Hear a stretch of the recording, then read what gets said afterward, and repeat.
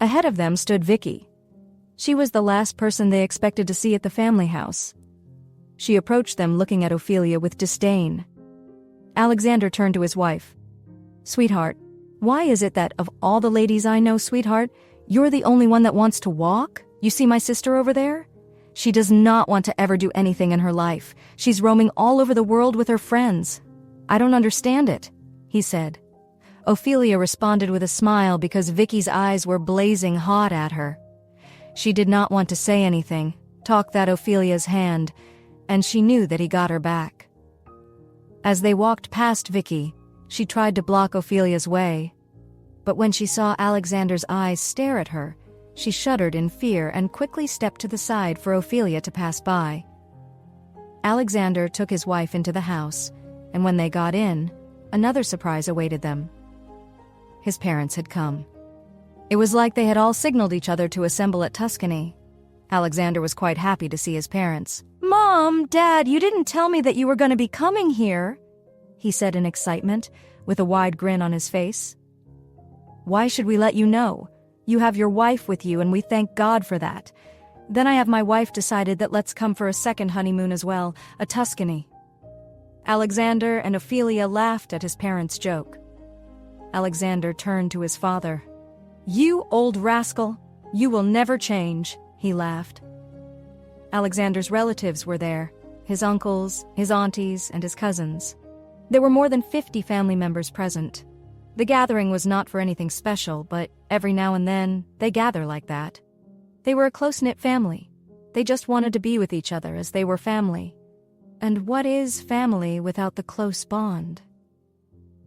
Alexander pulled Ophelia forward. "Mom, Dad, here's my wife," he introduced her.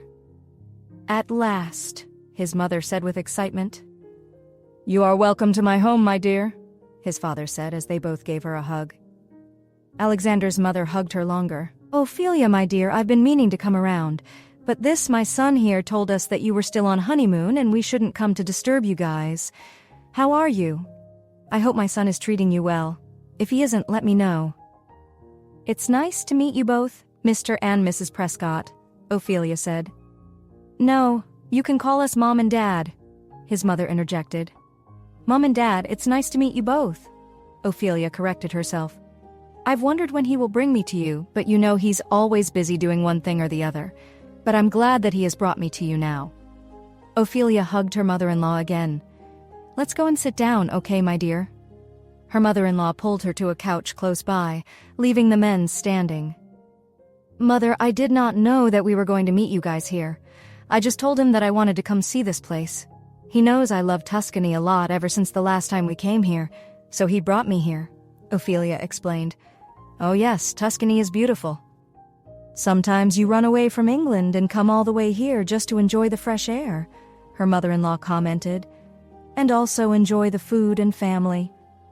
Don't worry, later I'll send for you, and there are a lot of things we need to talk about. I have a lot of secrets to tell you about this one," her mother-in-law said, pointing at her son who was standing close by. "Don't mind him. He's a gentleman, right?" she asked. "Oh, of course, Mom. Alexander is a gentleman," Ophelia said, blushing. "Okay, thank God," his mother said, turning to Alexander. "Thank God she said you are a gentleman. I would have punished you." Alexander smiled instinctively at his mother's comment. She just had a way of bringing joy to his life. He couldn't have asked for a better mom. The whole family gathered to eat lunch. There was food everywhere, all round the clock. The maids were cooking, making sure that every family member that dropped by had something to eat, and it was a full house. Lunch, dinner, breakfast was served, so it was a wonderful time with the family. But one person was conspicuously absent, and that was Vicky. She had gone into town to get another plan set in motion. Every single time she saw Ophelia or thought about her brother and that lady together, the animosity would just increase, so she hatched a plan against her while they had come to Tuscany. Ophelia's cheeks were almost tired of smiling. "Do you know the reason that there are many like this?" Alexander said to her. "These are my family members, my uncles, my aunties, my cousins. The moment they heard that my mom and dad had come in, they all assembled because they have to, and they too want to share the pounds that my mother and father came with. How could anyone introduce all these people to Ophelia? She may not remember half of their names well. I know what to do. The one that comes close to her, I will introduce to her, Alexander thought to himself. Two young ladies came toward them. Uncle Alex, won't you introduce us to Ophelia? Of course I would. These are my cousins. This is Anna, and this is Camilla.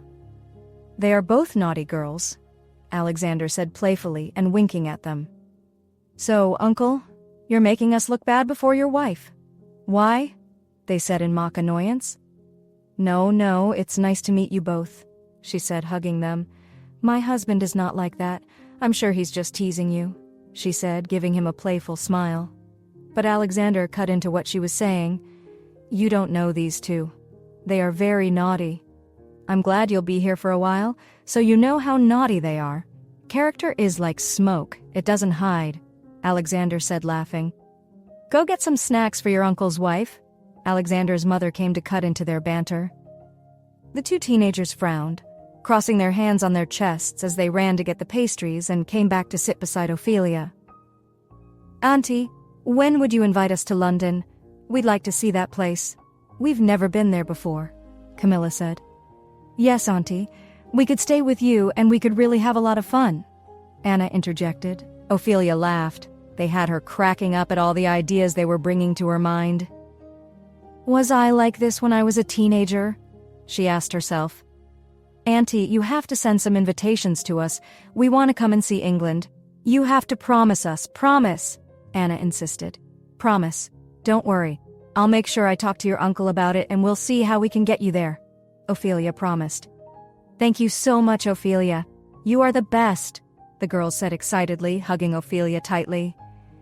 Camilla and Anna turned to each other and spoke in rapid Italian, and then turned back to Ophelia. Auntie Ophelia, you are so nice, but Vicky says you are not nice. She said you are evil and she has come here, and she has said a lot of things to our fathers and mothers about you, they revealed. I don't know what exactly I did to Vicky. I thought she actually liked me from the beginning. I don't know. She comes up with plans to make my husband send me out of the marriage. I don't know why she's acting this way, Ophelia said helplessly. Anna and Camilla looked at each other. Oh, I see. I now know why she's doing that. She wants Alexander to marry one of her useless friends. Those girls, every single time they come to Tuscany, they're all over the place with men, Anna said. Alexander can never marry any of them, Camilla revealed. Ophelia looked at her closely and suddenly liked her for that straightforwardness and honesty. Well, Alex has already told her that she's wasting her time, but she's not going to listen to him. I don't think so, and she probably would do something that may hurt herself, Ophelia said to the two ladies. As they were chatting, Alexander had gone to hold the meeting with the uncles and his dad. Suddenly, a soft clearing of the throat could be heard behind them.